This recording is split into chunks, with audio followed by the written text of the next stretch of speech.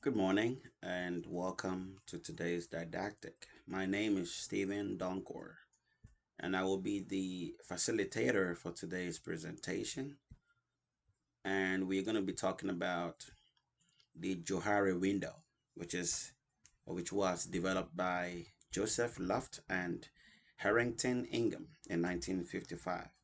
The concept of this is that it's a model of interpersonal awareness, which is divided into four quadrants, and we will get into the quadrants later.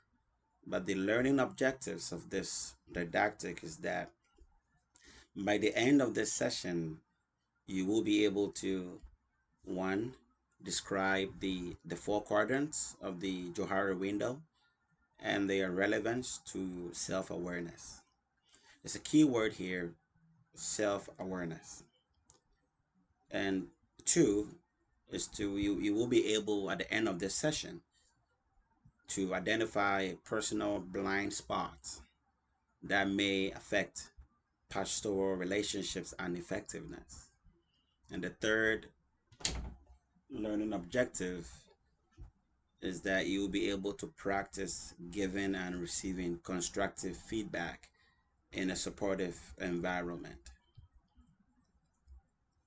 The key word here is constructive: receive and give constructive feedback. I remember I had an educator. Well, no, I had a fellow resident who asked me, what if the feedback is not constructive? It was something that got me thinking. But I think it came to the point where I had to respond that feedback in this context of learning, feedback must be constructive, and even if it's not, it is my responsibility to a degree to make it constructive, to make it a learning opportunity, even if it makes me uncomfortable. So that is where we're going to get to in this session, because the idea is taking feedback, which is part of the process of this learning objective. We're also going to get to you'll be able to, number four, reflect on how increasing self-awareness strengthens pastoral identity and care. Keyword is reflection, self-awareness. But reflection, it means, it's a learning. It's a clinical method of learning. You reflect on what happened. What just happened. In other words, what's happened and what you learn from that encounter, and also what went wrong, if I may, and how you can learn, or what went right, you know, and how you can learn from this reflection. In other words, what can you take out of this encounter and apply it to your future learning opportunities, or the next encounter. How can you apply this to the next encounter? And oftentimes it boils down to one word: humility.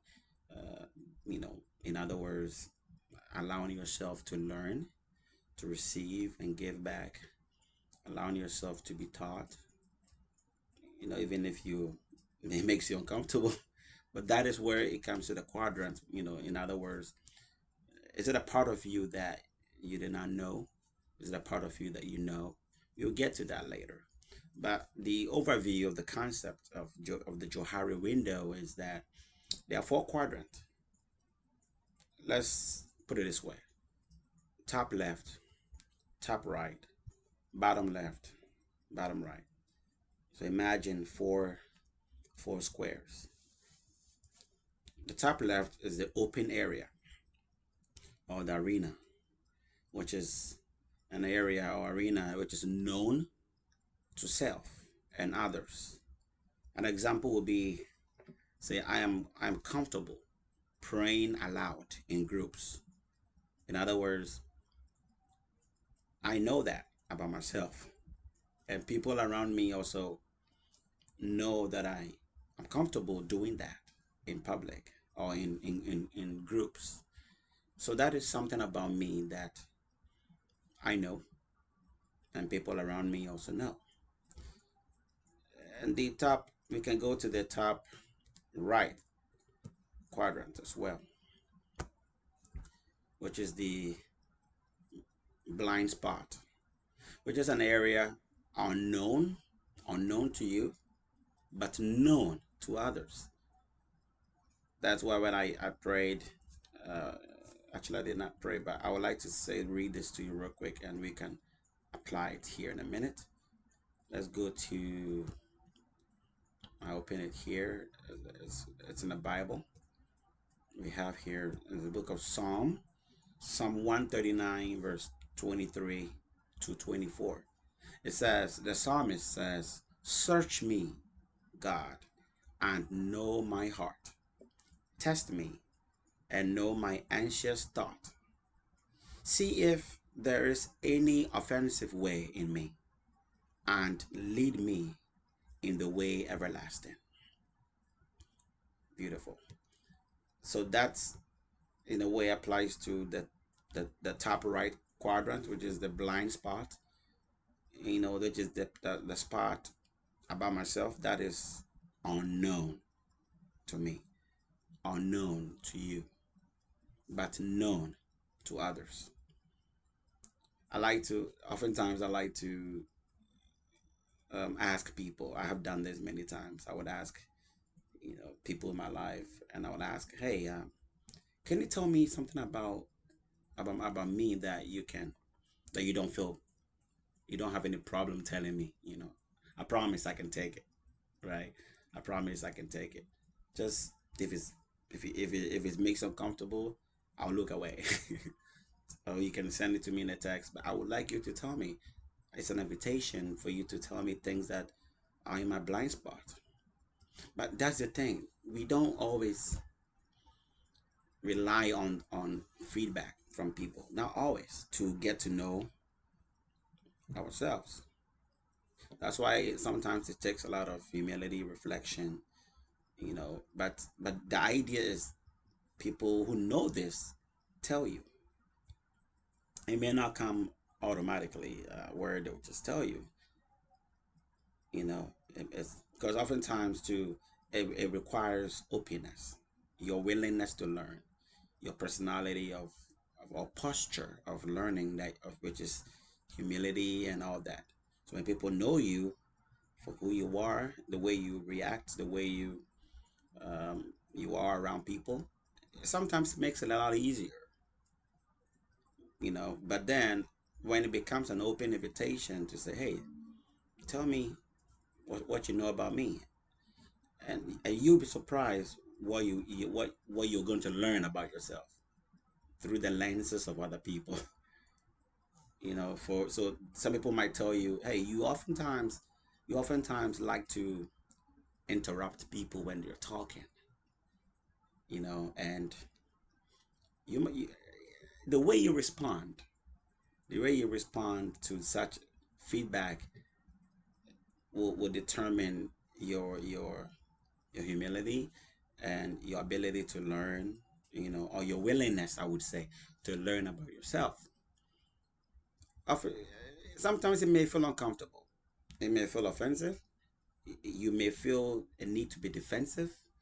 I've been through that. I went through my CPE, and I initially I would be defensive. I would disagree. That is not true. I saw my fellow residents. Some of them go through that, defensiveness. That does not mean what other people are saying is entirely true. But how do we determine if it's true or not when it is unknown to you or unknown to us, but known to others? They tell us what they see. It takes humility to receive it. Just because there is an opinion or perspective about you does not always mean it's true. Not always, because sometimes it's an opportunity for you to explain. Oh, I get it now. I see why you think this way. Oh, that's not what happened. It's okay. That's why it has to be receive, your ability to receive, or willingness to receive and give, has to be present. I can also go to the top left, I mean the bottom left quadrant. We're talking about the facade, or the hidden, the hidden area, which is an area which is known to self, but unknown to others. Yes, that this part is very which I also call it the blind spot. Which is, give a second here. Let me go back to the presentation.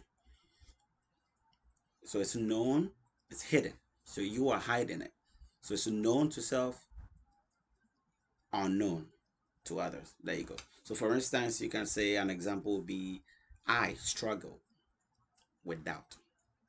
You know, like I may doubt myself many times, but I don't share it. So let's say in public, where I work, church, you may see um, me do certain things like public speaking and all that. I may seem confident sharing something. I may seem confident presenting even this video, but deep down I may be in doubt that I could do it. Deep down I may be uncomfortable. I may be struggling with confidence, really. But those around me may not see it. Therefore, because I don't share it. So it is unknown. It is unknown to people that I have a struggle with, say, public speaking. But I present, that's why I say facade. I present a facade. People say facade, I guess. So a facade where it appears I'm confident and all that, but there's a struggle that people may not know about.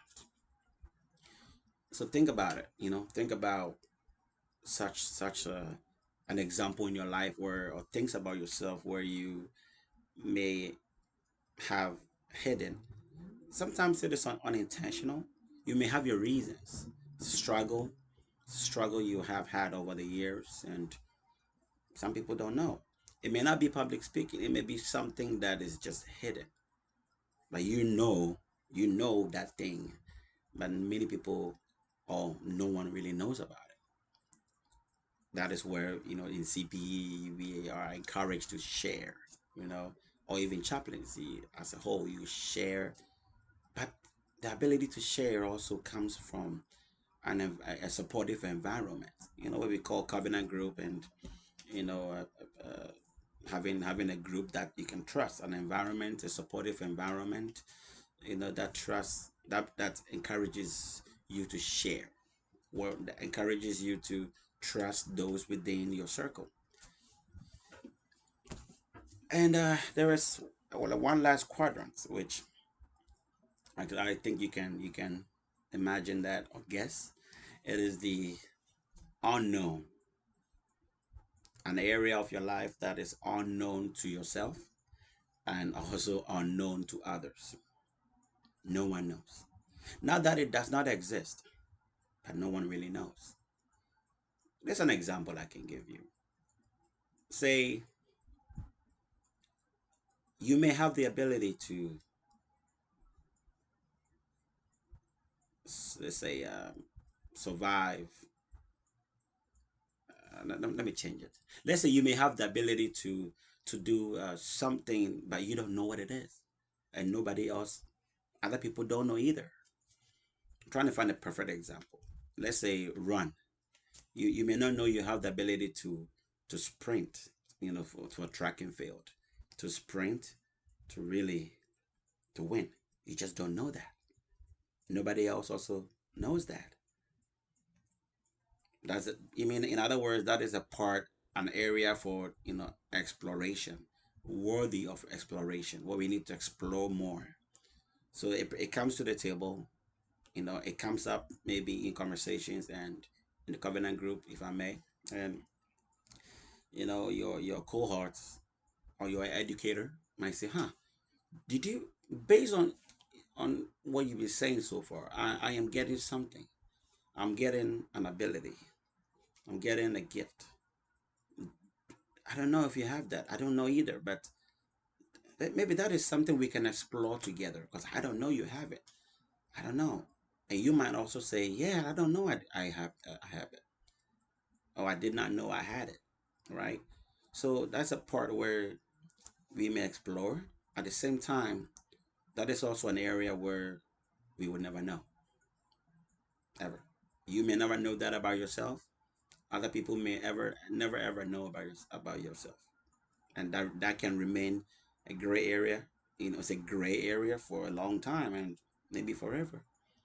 It's not that you are hiding anything. It's just an unknown area. There are some practical aspect of this didactic, that encourages participation and activity, but we don't have the time to do that in this session. But I can encourage you to reflect on the time when you or reflect on the time you discovered something new about yourself, your ministry, or your life as a whole. Um, so reflect on the time you discovered something new. Is that something that you discovered by reflecting, or something you discovered because someone else told you that you did not know about yourself? Right? And if I may ask you that, how did that awareness change your approach to care? That awareness that you had about yourself, how did that change your approach to spiritual care, emotional support? How did that change? For instance, I'll give you an example.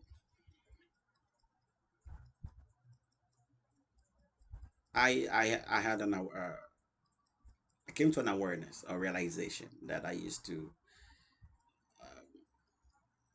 overstay. I used to overstay in patient rooms because I felt a need to stay longer, sometimes an hour or 2 hours, because I overstay visit. Not because the patient, wanted me to leave and I was overstaying and making them uncomfortable, but I had to learn to exit visit. Yes, I had this burning urge to try to fix or try to, you know, make sure that the patient is really, really assisted. But when you identify the spiritual need, you explore, you intervene, or you provide an intervention, and if the patient, of course, has a solution, or the care receiver has the answer to many unanswered questions. You're only guiding, you're only journeying with them, and they come to realization, and they're able to reflect on their situation, and you provide the comfort. You are able to sit with them in their silence. You do a whole lot. But then I used to feel a need to stay longer and longer. So that was a part, something about me that I discovered based on what other people told me. It was something I did not know about myself, but other people saw it. In other words, my cohorts, my fellow residents and my intern and my educator identified that I did not even know I was overstaying. So my question is, how did that awareness change my approach to care? Many ways. One way is that I said, I said to myself, I'm not here to fix. It made me reflect more and more about my visits, how my overstaying became was a reflection of my desire to do more and more and more. But the solution was not in my hands, or the care was truly the answers were in the care receivers. I'm only there to provide empathy and reflective listening and all that. I'm not here to fix anything. I'm here to remind you that you're not alone. You're not in this journey by yourself. It may seem like it, but I am that Samaritan, the wounded Samaritan, and who is a stranger, who is here to journey with you. So I learned to exit my visit. I learned to exit visit appropriately. Close the relationship.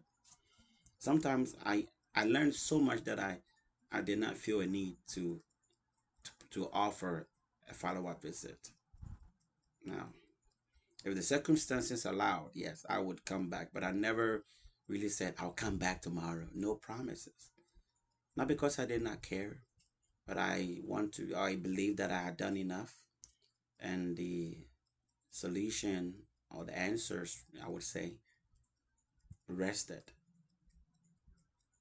on or with the patient or with the care recipient. We can go here to the exercises. Like I said, in the exercise, in your free time, you can form a group of groups of 3 or 4, and you can share with one another. So you share one known aspect. You share one known aspect of your pastoral identity that that most people don't know. And you can also, as part of the exercise, you're going to receive one piece of constructive feedback from your peers. The idea is to know how you're going to take it. Does it make you uncomfortable? Does it make you angry? Does it make you defensive? Do you accept it? The idea is not to point fingers, but the idea is self awareness. Are you able to tell and be open about it? Just say, I feel, use a feeling words. My educator would say, use feeling words. You know, I feel angry. I feel conflicted. I feel surprised. I feel sad, mad, glad. And also, in the small group exercise, you can listen without defending. You can actually ask clarifying questions only. Tell me more. What makes you say that about me? Because the idea is to learn about yourself. In this Johari window, you are not learning about the people. It's about you. What you can identify about yourself, what other people identify about yourself, and how you can receive it, and what you and other people together can identify about yourself. And also the part about yourself that remains unknown.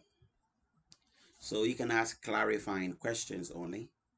And in this exercise, you're going to listen without defending. The idea is self awareness. And of course, in the end, you can share one insight you have gained from this uh, exercise. In a large group debrief, you can also, like, I will ask you, what was it like to receive feedback? Ah, and what surprised you about others' perception of you?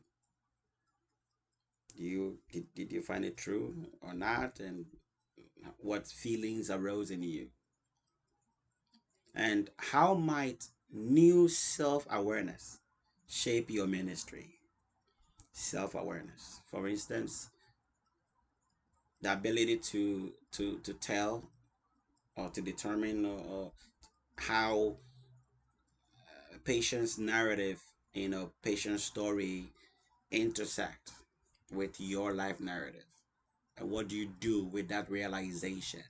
What do you do with that awareness, that knowledge, that a story being shared by a care recipient is intersecting with your life narrative? Do you over identify, or do you allow that awareness to influence or inform the care you give? Does it make you more empathetic or not? Like I said, the idea is self awareness. Self awareness. and also vulnerability. There is a keyword called vulnerability in this whole process. How vulnerable are you, to receive feedback? How open are you to be able to confess? I'm not calling it about sins, but confess the struggles, to share, what you want to share or what you want other people to know. There's a trust involved, yes. But also, like I said, humility, interpersonal, interreligious humility comes becomes very, very um, crucial in this learning activity. I would say, in what ways does humility deepen your pastoral presence? Are you willing and humble enough to learn from other people? So, in this exercise, your humility will reflect how willing you are to learn from others and what they have to share, and how does that deepen your pastoral presence. Let's give an example, as in interreligious humility. You go into a patient's room, not to not to force, exert your or assert your authority, or assert your religious authority, if I would say, or identity upon the patient or the care recipient. But how willing are you to listen and learn from the care recipient without changing your understanding of who you are, or without changing your theology? You know, are you grounded in your theology enough to still learn, to understand what other people have to offer? So, the question is, how does that deepen your pastoral presence? Yes. Another. I invite you to reflect. We are almost out of time, but I'll invite you to reflect on one thing: that blind spot, what blind spot did you discover today, and how might greater awareness of that blind spot shape, change or shape your ministry relationships or your interpersonal relationships.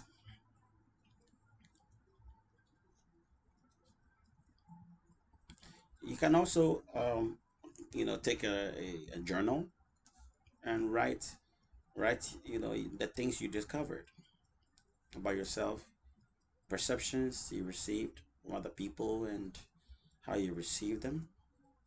You know, like what was it like to receive feedback? And what surprised you the most about others' perceptions of you, and how that might, impact your pastoral care, and a whole bunch.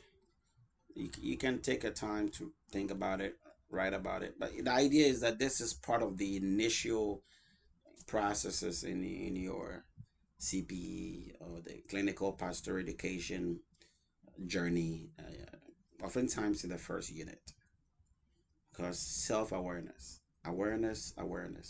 is key in this stage of learning, and it doesn't stop in unit one. It goes through the whole process. However, I say learning does not stop, right? Learning keeps going and going until we die, really. Learning does not stop. However, in this controlled, if I may say controlled, the structured, I would say, in the structured learning process, unit one, or the first unit, oftentimes focuses more on awareness. Because if you do not know who you are, how can you provide care to other people? If you do not know, if you are not aware of your emotions, if you are not aware of your grief, how can you identify other people's griefs, to point it out to them, to say, ma'am, sir, you are grieving. You may not know this, but you are grieving. It sounds to me that you are grieving based on this and this and that. So that brings us to the end of our presentation, or our didactic, that I invite you to reflect on the four quadrant and everything. I can send you the PowerPoint presentation or the PDF so you can practice it in your groups. And this works also in corporate environment as well as families. So it is about self-awareness, really. Uh, anyway, thank you for your time. Thank you for listening and participating in the activities. You have a wonderful day and enjoy your weekend. Bye bye.